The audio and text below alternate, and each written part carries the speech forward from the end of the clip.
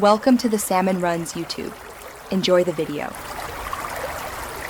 You have the bookmark and the book. Start now. Hold the book open to the target page and align the metal bookmark with the page edge so the spine and pages remain flat. Once positioned, slide the bookmark gently into place, keeping pressure even to prevent bending the metal.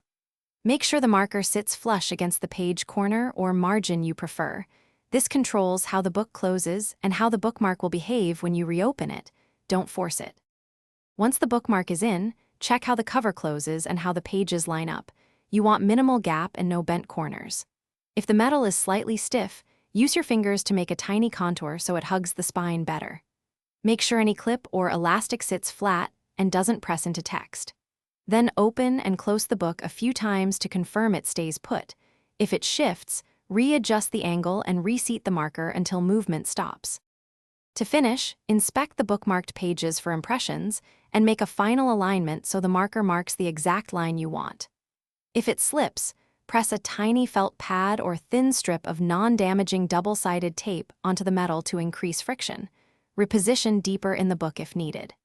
If you see creases, remove the bookmark and reinsert with a flatter contact area or choose a different page margin. One troubleshooting tip: file any sharp edge first to stop ongoing paper wear.